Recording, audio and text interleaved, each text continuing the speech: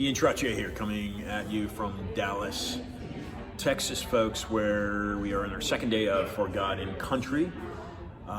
We literally are steps away from Dealey Plaza, where the president was assassinated.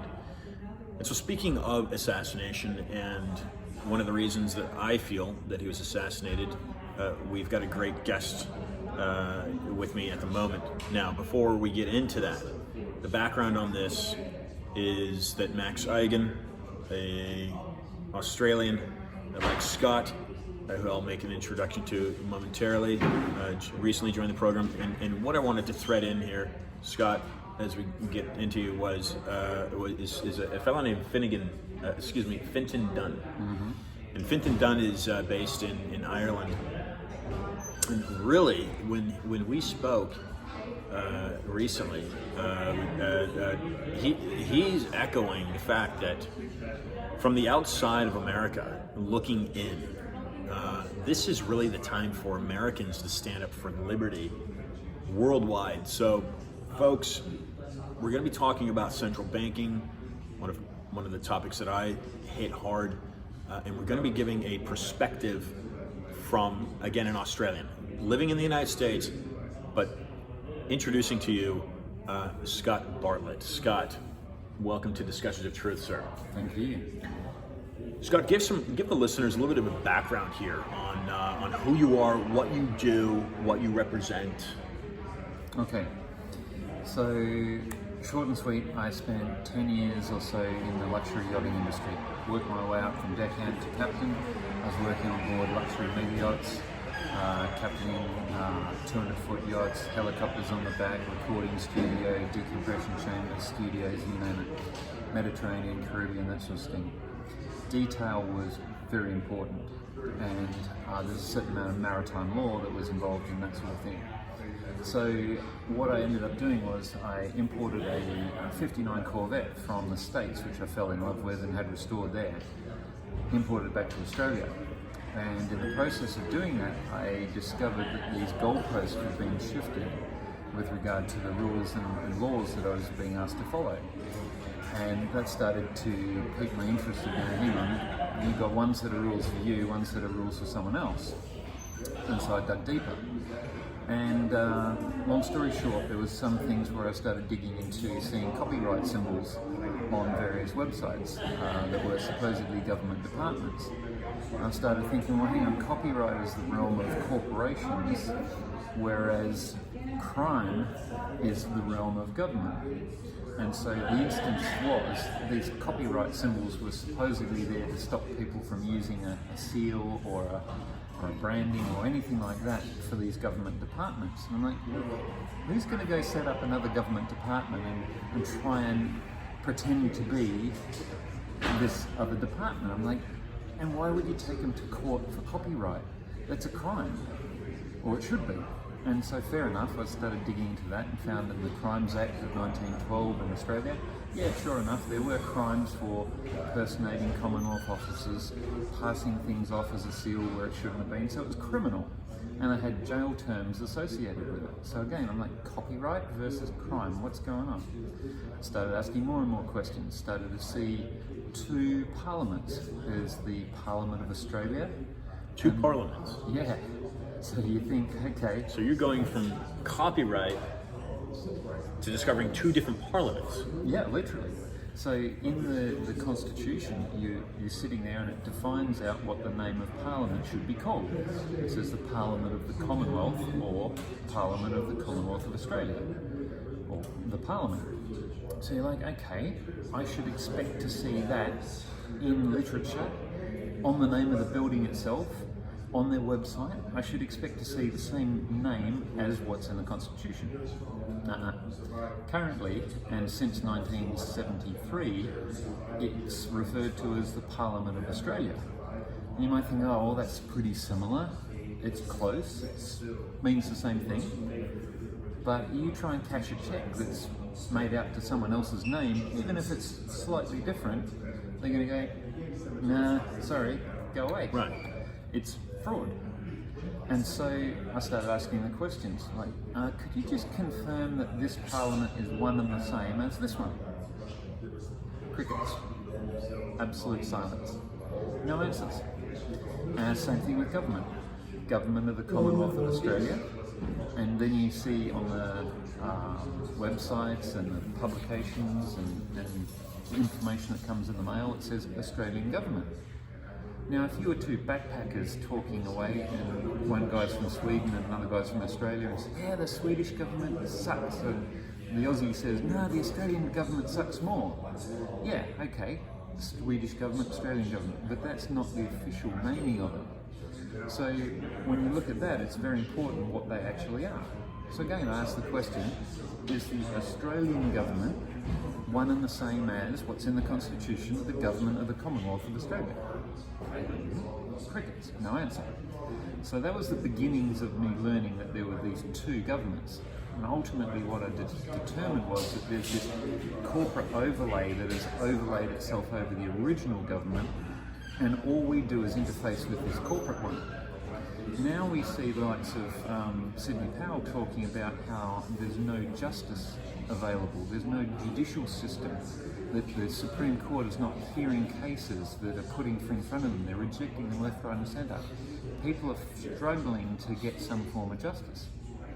Now that starts making a bit of sense when you look at a corporate system that's layered itself over the top of government, and you go, they are just a Ponzi scheme that's in between. But then you think, well, why is that? And that's what I did. I started thinking, I thought the whole root of the problem was this corporate government. But then when I started digging in, I started... Which corporate government? Well, this is particularly relevant in Australia. Yeah. So this is where all my investigation was. The umbrella. Yeah. So once I started going, well, why is there a corporate government? Why is that? Because I thought I'd got to the core of the onion. I was miles away from the core of the onion, if you like, peeling off layers left, right and centre. And so the next level up was banking, which is what we started out with. And this is what led And this started with the Corvette. Yeah. So this all revolved around, it started with importing this Corvette into Australia and finding the goalpost moving and then starting to ask questions. So I asked some pretty tough questions of these folk in government, didn't get any responses, and so ultimately I did a documentary called What the FUQ, where F stood for Frequently Unanswered Questions, and you can pronounce that however you like. But basically that's what we're getting FUQ'd on a regular basis. And so digging deeper into it, I started looking at the banking industry. And no relevance to QAnon. No, it just was the prelude to it, FUQ, if you prelude. like. A little bit ahead of its time, maybe. And so banking. And I started digging into that, and I did two little mini documentaries, one called Con Finance, another one called Bankruptcy. They were only 5 and 8 minutes long, but it relied upon the documentation that was literally written in publications by the Federal Reserve, Bank of England, IMF, that sort of thing. And so this was publicly available information that started me asking, what is going on? And it really came into starting to understand what money is. And you hear people talk about asset-backed money versus fiat currency and that sort of stuff. And typically it devolves down into, oh, that's gold versus digital or that sort of thing. And I like to explain it slightly differently insofar as I look at money as it's supposed to be, or it originally started out as a token to represent value. Yeah. Now value is something that is relative. So a gold... Intrinsic. Well, no, relative. Relative. So let's just take a gold coin. Yeah. The questions to ask is, of value to whom and for what? So for example, does that gold coin provide you shelter? Maybe if you put one over your head, it might keep a few drops of rain off you, but the subject is you and the value is shelter. Now you could exchange that gold coin for a night in a hotel or something like that, and then the hotel provides the value again to you. Yeah. Also hunger or nutrition. That gold coin, you're not going to take a bite of it and it solves your hunger, but you can take it down to the burger shop or something and exchange it for something. So it's a token that represents value, and the value has to pertain to someone. an individual. So the values are things like nutrition, food, shelter, security, privacy, all of those sort of Clothing, things. yeah. Yeah. So in the instance of the gold, and this is why gold is so really useful, is the value gets created. So people originally, they started digging potatoes out of the ground, catching fish, all the rest of it, and exchanging these things between each other. And then they realised that the potatoes would go off, the fish was not really good for storing the value. And so they merged and migrated into gold and that sort of thing. But the key thing is that if you look at the money on a timeline, in all instances, the value had actually been created first. It existed. So someone had dug the potatoes out of the ground, someone had built the house, someone had caught the fish, all of that sort of stuff. They'd done something and performed energy and effort to create a value. Look at today's monetary system. The value hasn't been created yet. So on a timeline, we're here and they're promising this value might get created in the future. But does it? It doesn't necessarily. It's not even, and then it gets worse insofar as the way the monetary system is structured. It's not even the promise to create value in the future. It is simply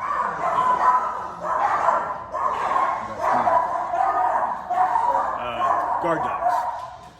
guard dogs, exactly. It's a very secure event here, and we have some pretty ferocious dogs with low ground clearance, so they can sniff stuff out. So, where were we? Well, we're talking about potatoes, I think. Maybe the dogs got excited. Okay. Food. So, in looking at that, in the two spectrums, one where the value has been created, one where the value hasn't been created, I thought, oh yeah, that's a great distinction. You can differentiate the two different monetary systems just like that. But then it gets worse, because when you read the actual languaging in the Federal Reserve publications, Bank of England, IMF, all that, all it took to create money in this new system, the fiat currency system, was a promise to repay. Wow. Not a promise to create value. Promissory note? Promise to pay. Yeah. So they worded it things like to draw, accept, negotiate, endorse, a promissory note, bill of exchange, promissory note, a variety of different instruments that they would perform a certain action on that would be the creation of money. And so what it came down to was it wasn't even the promise to create value, it was the promise to repay. So an example is you go down to the bank and say, I'd like to borrow some money. They give you a loan, you get $5,000. You go out and you take so they've brought that money into existence, they've created that money because you've promised to pay that. Now you sit on that money for a week and you go, oh geez, I'm not actually going to build that extension onto my house or whatever it is and create that value. I'm just going to repay that money and take it back to the bank. You take that money back to the bank and give it back to them. That money's come into existence, it's now in existence in the system. No value was ever created that backed that money. And so if you ask yourself, what is the limit to the amount of promises that could be made out into perpetuity? And you wonder then now why we've got so many tokens in the system. The instant they brought that system in is they severed and disconnected the one-to-one ratio that existed between value that had already been created and the tokens that represented them. So the gold and the value was on a one-to-one ratio. Look at the ratio of what we've got now of the value to the number of tokens. The tokens are through the roof. And subsequently, we see the purchasing power of the dollar is absolutely bugger all, basically. Right. No gold standard was abolished in 1971. Yeah. So rather than talk Nixon shock. Exactly. So when you look at it from that perspective and you say, okay, there's energy and effort that's expended by humans to create that value that needs to then get represented by tokens in the monetary system. I have the perspective when it comes to the digital currency. I ask, well, who's creating the value And when it comes to the cryptos and that sort of thing, from what I understand, at least my knowledge, is it's computers performing algorithms and calculations and computations, expending energy and effort, and it's the computers that are creating this perceived value. That to me sounds more like a situation or scene out of the Matrix, where the machines are creating their own monetary system in an artificial intelligence kind of world. That kind of scares me a little bit. And has Talking about AI then. That's a new concept I hadn't considered when thinking about cryptocurrency. Because again, I keep asking, where is the value and who is it for? Now, if the value created is purely for a computer and solving problems that really don't help humanity, we're really involved in that. We're really going down that path of the artificial intelligence, and it's not helping humanity. Well, no. It's killing it. Yeah. So that's the perspective on that. But then when you get into the aspects of the banking, and then how it relates back to Australia, for example, in the corporations, the perspective I have is that, and there's various examples that might support this, because any time someone comes along and proposes real money or the likes of gold and silver, they tend to have a very short lifespan after having made that announcement. Mm-hmm. And we can point to JFK, whose birthday it was yesterday, May 29th. Quite apropos that we're here in Dallas to recognise that. You've got Abraham Lincoln, who also was talking about the greenback and backing by assets. And so the question comes back. I think Garfield, to an extent, was as well. And there was another one in England. It's a very good article to look at. Is the Bradbury pound. It was around 1913, financing for World War One. And there's examples in Australia where they funded certain projects where they created infrastructure, and to do so, they printed money through the Treasury. They went out into the economy, spent the money in the population to build the infrastructure, and that resulted in an asset that was owned by the people. They didn't borrow the money from any private bank. They printed it through the Treasury, and there's a whole sequence of events that goes into explaining that. Because most people, when they think printing money, is it coming out of thin air. But there's a difference. If you, for example, outsource the creation of money over to the Federal Reserve or those sort of private banking institutions, then the way they get that back to the government is by loan. And they lend that money. They do refer to it as bonds, and people buy government bonds. Basically, they're expecting to get a return on their bonds, like a 5% yield or something like that. That's interest, essentially being paid on the money that's loaned to those banks or the governments. So, full circle is, how did we end up with this corporation that was overlaid? Second Parliament. Exactly. So basically, the way I'm viewing it is, you had the original organic constitution and government, and they were basically held at gunpoint by the private banking cartel that said, you have to come to us for money. You can't print it on your own. You've got to come to us. Now the irony is, in both the constitution in Australia and in the US, it spells out that only the government has the power to mint the coin. It's rather interesting that we're not dealing today with coin. Speaking of Australia. Yeah, it's the same as the US. US, yeah. Interesting. Yeah. So that power to mint the coin belongs to the government. And this is written in Australian. Yep. Is there a constitution in Australia? What is it? Is it a constitution? Yeah, it's a similar sort of thing as the US, but it's a constitutional monarchy, so it falls under the Queen, and the actual constitution is an act of Parliament from the UK. So it's a little bit weirder, and but it's similar in structure. There's the House of Representatives and Senate, similar sort of thing in the US. So my theory is that the original governments were forced into borrowing money from these private cartels, private banks. Mm-hmm. Now, obviously, that came. So let's say a Commonwealth. Australia's a Commonwealth. Mm-hmm. You look at the monarch. Yep. Are you saying the monarch borrowing money from a private bank historically? Yeah, so if we said in Australia, the Federal Reserve Bank, the Reserve Bank of Australia. Is that what it is? Yeah, the Reserve Bank of Australia, but over here it's the Federal Reserve. But basically, let's just keep it with the US. So the US government would borrow money from the Federal Reserve. Now, in doing that, what they would do is spend that money into the economy, and then people would get jobs and they'd earn that money, and then they'd pay their taxes and pay it back to the government. The government has to then pay that money that they borrowed back to the private banks. So if you looked at that from a percentage basis, let's say 100% of the money that was loaned from the private bank to the government needs to get spent 100% into the economy, then 100% would be spent out there, and the people would have to earn 100%, and then they'd have to pay 100% back in taxes to be able to complete the loop, and then the government would then have to pay 100% back to the private bank. Now you think that's the complete loop. Yeah. However, the private bank charged government interest. Let's just say 10% for round numbers.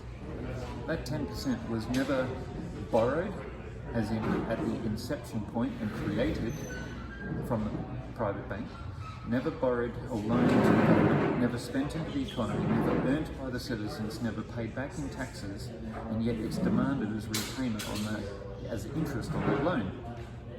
Never going to happen. The only way you can pay back that interest is by borrowing more money and fulfilling that circle and completing that loop again to get that money back to that private bank. And you can see that this goes round and round and round, borrowing more and more money over time, and the debt gets higher and higher and higher and higher. And you can see it, the debt clock just goes up and up and up and up and up. And ultimately you reach a point where you go bankrupt. Now, you just mentioned something that's very important, because you mentioned debt clock, and I'm assuming you're speaking about the world debt clock, which is digitally displayed via search engines like Google, which will show you that there is a Chinese debt. Interesting. Is that what you're talking about? It's similar. And you're not talking about Chinese debt, but you're talking about No. that clock. What I'll say, and excuse me for putting my skeptic hat on. Skeptic hat. Skeptical. Skeptic hat. I can't see them actually publishing the real numbers. Just driving that Corvette too fast is what you're doing. Could be. And you haven't gotten a ticket for it. No. So, you get to this situation where this debt gets completely out of control. If you're the private bank, what do you do to the government that now can't pay its debts? What happens to any company or individual who can't pay their debts? They get foreclosed upon. Yeah. And so what I believe happened is the original governments of the world that were forced into borrowing money from the private banks have all been foreclosed upon. And what do they do when that happens? They bring along a bankruptcy trustee or an administrator to manage that entity. This is where I believe the additional corporation has come along. What we're looking at is a bankruptcy trustee or an administrator that is trying to get as much money in to pay back to the private bank as possible. That would be supported by the increase in taxes and the amount of laws that get created and complicate and trying to get as much money in as possible to funnel it back to these private banks. And so you think, well, okay, this is all just speculation on this theory. Well, I just happened to come across some documents that would support this theory. That's always important. Exactly. Because then you're talking about facts, right? Depending on how the documents are written. Exactly. So which changes theory to fact. Exactly. So, the particular document that I came across was a financing statement that relates to, well, as a background, a financing statement. So, for example, if you took out a car loan and got finance, then what would happen is the bank or the credit union would file a financing statement or register a security interest in the collateral, being the car, until you had paid off that loan. And so they do that with a document like a UCC1 financing statement, or it's essentially a lien. It's like, we're going to hold or register an interest in your collateral, your property, until you pay that debt off, and then we'll wipe it. Now, the interesting thing is, when you go and take out a loan, they only register the interest in that property proportionate to the size of the debt. So if you borrowed $10,000, the car is presumably approximately going to be $10,000, and so they keep the registration of interest just to that. They don't go and register your dog, your cat, your house, your boat, your whatever other assets that you've got. So what I found were these documents that were in the Washington DC Recorder of Deeds office. This was all available online. In Australia or here in the States? Washington DC. Yeah, but you found it in the States or in DC. Right, but you were in the United States or you were in Australia? I was physically in Australia. Okay, yeah. And I was researching the connection. Yep. The reason being is there happens to be a Commonwealth of Australia, a company registered in the US. In the US? US Securities Exchange Commission. There is a company called the Commonwealth of Australia. You can go to sec.gov, type in Commonwealth of Australia, you go in there, there's a prospectus, there's an annual report, there's all sorts of filings in there. It does kind of make you ask, why is there a company registered with the same name, presumably as what we're supposed to have as government in Australia? Bit odd. So I was digging around and seeing what I could find. So I ended up in the Recorder of Deeds in DC and came across these financing statements from the Federal Reserve Bank of New York over the top 4 big banks in Australia, so National Bank, Commonwealth Bank, Westpac and ANZ. And the security interest, or the collateral that the Federal Reserve Bank had registered interest in, wasn't just like one building or one bank account or even 5 million, 10 million, 10 billion, 20 billion. It was a paragraph about that long that listed every single asset that you could possibly think of. It said all assets, all bonds, all chattel, all... It was down to CDs. It was literally everything, every single asset that that bank owned, and in perpetuity into the future. Now you think, okay, given that we know that the size of the loan is proportional to the amount of collateral that they've secured the interest in, what is the loan size that the Federal Reserve Bank has to these 4 big banks in Australia? And it wasn't just Australia, I found 80 or so other banks around the world in various countries, and then also similar sort of arrangements between some of the states and a different reserve bank in the US. It was, I think, Richmond. So it was a different reserve bank in the US that was doing to various states. But in any case, I started asking, why the hell is there this massive collateral registered? What is the size of the loan? And so I started writing to the auditors and the banks themselves and saying... What year was this? 2012, around then. And I'm like, okay, so I would like to see this... And your Corvette was what year? Around the same time. So within 1 year? Plus or minus, yeah. So you really dug quickly. Oh yeah, I was going deep dive there. And so I was like, I would like to see the record of these loans that these banks have with the Federal Reserve Bank in New York. I'd like to see those in the annual report. Because if you were a shareholder, you'd want to see all the liabilities and assets, and a loan of that sort of size, you'd think that'd have to be in the annual report. No one answered. I wrote to multiple people. I wrote to the auditors who audited the bank. I'm like, can you help me understand this annual report? What page will I find this on? And I sent them the document. I'm like, I'm seeing this document here that records this lien. It's not like an unofficial document. It's stamped, it's recorded, it's registered, but it happens to be sitting in the Washington DC Recorder of Deeds office. A little bit odd, but help me understand what page of the annual report am I going to see it on. Crickets, more frequently unanswered questions. And so what I was seeing there was this connection from all of these banks around the world through to the Federal Reserve Bank of New York. And that to me was supporting the aspect that was one of the channels by which the tentacles of the octopus were going out to the world, to control the monetary flow, and the magnitude of this was just staggering. And I'm speculating at the moment that to announce this kind of stuff to the world from a public perspective, like people have been following Q and that sort of material, and they're hearing FUQ. No, this is the real Q, not my little. not Frequently unanswered questions are the real Q as well. Come on, Scott. I'm just the Australian version, the little cog in the puzzle. But like the awakening that's going on here in the States and around the world, but the deluge of people coming onto the scene, getting their red pill, learning about what the hell's going on, is like it's been an exponential curve. There's people just grabbing hold of this information. It's been really encouraging to see where 10 years ago, you mentioned this sort In of 2012. stuff. Yeah, and people look at you like you've got three heads. And so, really encouraging to see.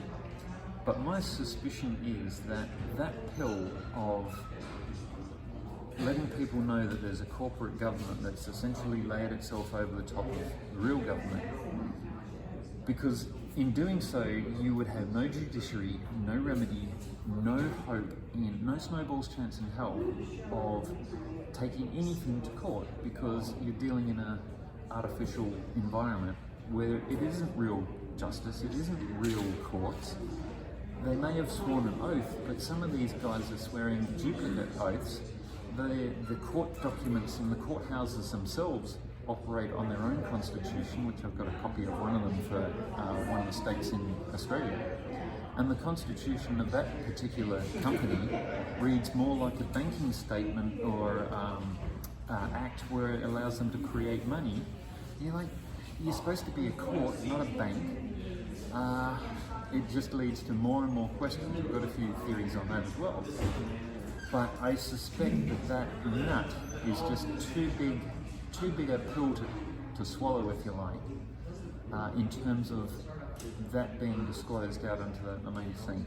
I have a funny feeling that it's going to get resolved behind the scenes, because we cannot go forward if we've got a corporate government that's laid itself over the top of the real government. Does that make sense? Yes, it does. Where does this invincible? Now, the word corporate comes from the Latin word corpus, which means body. We're speaking. Add to that. Go for it. So corp is, as you said, body or dead body. Oration is to speak. So dead man speaking is corporation. Interesting. Never thought of that. Does a dead body somehow tie into an offshore bank account? Well, essentially these entities have been created to, you've heard of like limited liability companies. They create these entities that is not you as a living being, so that the entity has the liability and not the directors or shareholders or that sort of thing. Now, if you want to go into another level here, is we're taught that we start with God, and then we have man, and then we have government, and then governments provide the... Or do we have God and the representative of God, and then we have man? If you think you have to go through a broker to get to God, but I think there's how many million people who are praying, dear God, each day, they seem to be communicating directly. Okay. So it depends on what flavour you want to put your perspective there, but I tend to go direct to the source. In the same But way. you're a Protestant. I communicate directly with God. And avoid the labels. Okay. All right. Continue. Yeah, just go direct to the source. But you just have the important thing is here is that you have just tied in God into this invincible money system. Yeah. So the way that works, you look at the constitution of that original organic constitution. it specifically says, like in the preamble of the one for Australia, humbly relying upon Almighty God, falling under an indissoluble commonwealth. Along those lines, it's not verbatim, but you're effectively saying God is here, and then under that is the union. The Queen. Of the people. Well, yeah, the Queen is effectively like She's somewhere between the people and the gods, right? treated as the sovereign. And the irony is that we're all supposed to be sovereign, but and this is where it gets a little messy with Australia and having the Queen and the monarchy in a position. But in theory, she's supposed to be the defender of the rights, even the Your God-given rights. Yes, exactly. They didn't come from her, but she's the defender of the God-given rights. So even the coat of arms, or the official seal from the UK, says something in French. It's like "Dieu et mon droit." It's like God and my right. It's written in French. Ties it all together again. Correct. That's French, and I know you have a connection across, I think, with the banking families and some of that sort of thing. With, if I recall correctly. Right. So the name Trottier doesn't necessarily come from a banking family, but it does root to La Rochelle and the American continent, 1646 in Quebec. Okay. So that's the history of the name Trottier. My great grandfather, I think, by 15 or 16 to Quebec that left La Rochelle. Awesome. So yeah, you're supposed to have God at the top, people, government, corporations. Now, what seems to have taken place is down the bottom level here, where we have the government and then the corporations. Yeah. Is they've somehow gone and created themselves up at a higher level. Even I'd say go so far as to say, yeah, the corporations have come from being underneath government, and they've gone and created a new structure where they sit above God. They're sitting not only above government, but they're sitting above God, you're saying? Look at the evidence. They're taking the Bibles out of schools. They're saying you can't pray, you can't do the Pledge of Allegiance. All the references to God are being pulled out. They're trying to position themselves at the top. Now, if you look at things in terms of a trust diagram, and I'll use a triangle, and hopefully I don't trigger too many people in thinking I'm doing an all-seeing eye or anything like that, but it's... Yeah, sure. Yeah. You look at a trust situation, and a perfect example is a family. So you have parents, and they want to go out to watch a movie or go for a dinner, and they will call upon a babysitter to look after the child. So the parents are going to need to trust the babysitter. The babysitter is going to act as a trustee. The parents act as the executors. They set the rules for the trustee. They say, look after the child, keep them safe, in bed by 7:30, no cartoons, whatever.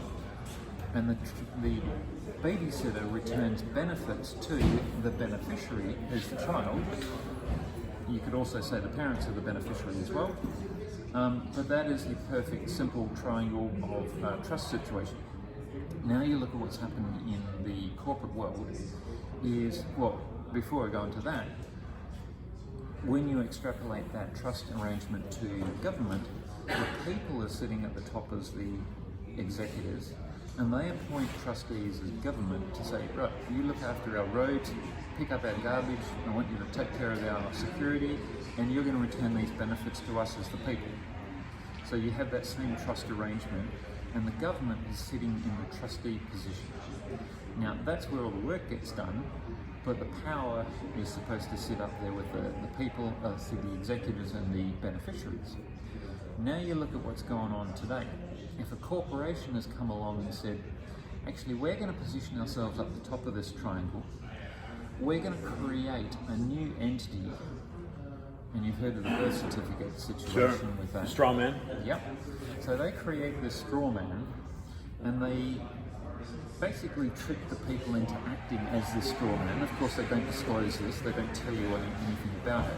But every time you get a driver's license or a bank card or everything like that, it's in a capitalized name, which has meaning. And slight digression in evidence for that is the department that I was going after in Australia with regard to the Corvette happened to have a change of name in their registration database and in their company database. Why they were in the company database in the first place, who knows? well, they shouldn't have been, but in any case, on one particular date, they went to the expense of filling out a form and changing the registration details from the name of that department in title case to all uppercase. Corporation. Why would you change the name of an entity and go through the process of recording something like that if they were both the same thing? You wouldn't fill out a form and the expense and get the lawyers involved and do all those filings that you would do if you needed to change the name of a department, all the rebranding, all of that goes on with it. Why would you go to that expense to change that? So that was just a slight digression, but the case of your name and the department or titles and all of that are important. Uppercase, lowercase, they're different entities. And so going back to where we were, we had the government, this corporation coming along masquerading as government. They create these straw men, give them a capitalized name, trick the people into acting as that. That then becomes the trustee. So the corporation, now masquerading as government, dictates the rules to the trustee and says, right, you've got to pay all these taxes and return these benefits to us. We're sitting over here as beneficiaries. That is the inversion of the natural law of where we're supposed to be to where we've inverted the situation. And in so doing, they've positioned themselves basically at the top of the pyramid, above us and above God. Or they're trying to. Does that make sense? Yeah. So what type of network globally? This is where we tie it across to the satanic stuff. Okay. This is where it gets ugly.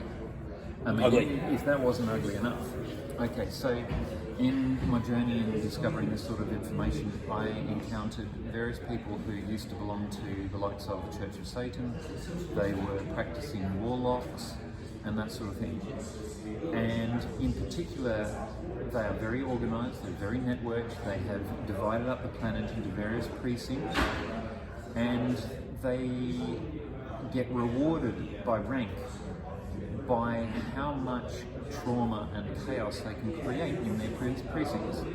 So for example, whereas like you and I would be like trying to be a good achiever by, if we were running things, to reduce unemployment, they get ranked better by increasing unemployment, by increasing homelessness, by getting drug abuse, by getting all sorts of trauma going out into society. They are ranked higher by more how much trauma they can create. Who's ranking them? This network, the society, if you like, the practitioners of this black magic. Corporation? It's beyond that because it starts falling into a club. And this is where you're getting into the non-physical component that is translated across into the physical. So for example, these guys who are belonging to the Church of Satan, that sort of stuff, they're sitting around cauldrons till whenever in the night practicing black magic. They are utilizing you could call it the negative force of prayer. They are praying for harm and evil versus praying for love, light, and gratitude and that sort of thing. So it's like the antithesis. And you know this to be happening. I've heard and spoken with people who used to practice it. Some of those have, or specifically, they have swung to the complete opposite spectrum, become evangelists and all sorts. And they've literally sat down and disclosed what they used to get up to. And some of the things that they used to do, a lot of people think, well, okay, no, this sort of stuff couldn't possibly affect me. I'm doing my own thing. I choose not to look at that. I'm focusing on my own business and positive things. And if I focus on the positive, it's not going to matter. Some of the things that these guys are working on, they're influencing the passage of legislation. Now, legislation as we know it is impacting us on a daily basis. Look at what's happened in the last how many years with these mask mandates. That has impacted just about everyone on the planet. So what is behind some of these passages of legislation and decrees and that sort of stuff? How are they set in motion? Now, some of these people that I've met and interviewed used to be practicing that sort of stuff, they would be influencing the passage of these laws through the black magic and the intentions and that dark prayer, if you like. And so that's where you start going out of the physical realms of what you're seeing in the 3D, what you can see, feel and touch, into a realm like holy crap, I can't see that, I don't even know whether it's real. And this is where some of the movies and the metaphors like The Matrix, as an example, is quite helpful in understanding. There's a famous quote in that movie The Matrix, it's like, what is the Matrix? You can't see it, you can't touch it. You've got to see it, you've got to feel it to experience it. And to explain it to someone who hasn't even seen it, it's like trying to explain that radio exists. Yeah, we know radio exists because you can tune your channel to get the radio, but you can't see it. And yet there are these waves travelling through the air that have information on them. And that's what we're dealing with, is the ability to generate a electromagnetic energy source, which all of us have the capability of doing through our hearts, is you can generate that electromagnetic energy source, but then it's like, what information do you attach to it? Just like a radio station, what information do you attach to that radio signal that's being broadcast from the antenna? Are you going to play Britney Spears as your broadcast? Or are you going to broadcast out something positive or transformative or that sort of thing? Or is your broadcast going to be intended to be dark and sinister? And that's where we get into the trafficking aspect, like what exactly they are doing. Because from my understanding, the rituals that get performed with that the sex trafficking victims is intended to, through the trauma of the children. And I'm sorry that this is a subject that gets this is not theory, this is fact. I know where you're going with this, so this is fact. And it's actually produced synthetically as well. Yep. So that trauma that is generated produces an electromagnetic, the child who's going through that experiences an emotion, and it's traumatic, and they are broadcasting essentially, and I'm pretty sure it's measurable. From what I understand, there are folk, if I recall correctly, it was the Heart Math Institute, they were able to measure how much electromagnetic energy could be generated from your heart versus your brain, that sort of thing. But it's amplified when you're in such a traumatic situation that you're producing adrenaline, all sorts. So it's like that kind of trauma being put out on a global scale. Have you come across the work of Dr. Emoto? No. Japanese doctor. He took two sources of water, same source of water, put them in glass jars, pure glass jars, sealed the lid, put a label on one jar that said hate, put a label on the other jar that said love, and then froze that water and looked at it under a microscope. And the ice crystals that were formed as a result of the freezing, the crystals that were on the jar that had love were all this perfect snowflake, like the little hexagons. You've probably seen that. It's like this perfect vision of nature, perfect snowflake. Have a guess what the ice crystals look like on the jar which had the word hate on it. How is it written? With what, ink? Oh yeah, you just wrote a label on it. I haven't heard this. I'm assuming it's something that's not beautiful. He's written how many books? Yeah, you can go look it up. He's Dr. Emoto. He studied these ice crystals. But yeah, the water ice crystals from a jar that had the word hate written on it were messed up and deformed. No reason. Same water, same bottles, same pure system. Why is it that those crystals were different to those crystals? And what they found was that the intent that went into just even writing that word carried a certain amount of energy and information, rather. Wow. And that information was stored within the water.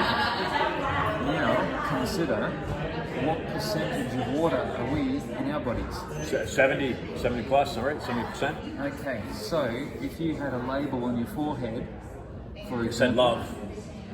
What's your ice crystals going to look like in your body versus one that's got hate written on your head? Now ask yourself, why are the media going around pushing fear, trauma, division, hate, racism, you name it? Are they trying to manipulate the energetic signature of the population in an unseen way? So we tie this back into this. This is great content. I appreciate the time. We'll wind this down and kind of wrap it up here with Scott, because this is. And by the way, the name of your show is. Well, the website is Transcend the Matrix. We do a couple of shows, Restore Humanity, and my wife does Warrior Up with Deb. Talking about diving deep here. And unfortunately, folks, do your best to prove the man wrong, right? I mean, it's the information's out there. Information's out there. Let's wrap it up and say let's tie things together. And for listeners, for the audience here, how does this equate to COVID-19? Okay, so if it was, I would say that there's multiple levels, but let's just look at it from an energetic perspective. What has happened to the population at the moment over the last 12, 18 months?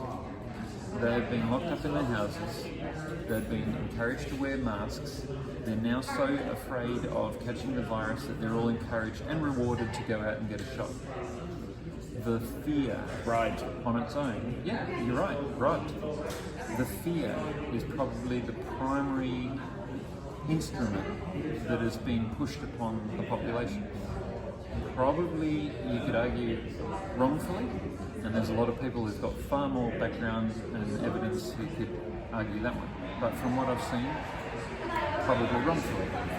But I'd say from an energetic perspective, that fear, people are afraid to even see their grandchildren. People are fearful of normal family interactions. They're fearful of flying, they're fearful of eating, they're fearful of touching something because they might get it. Fearful of meeting other people that aren't vaccinated.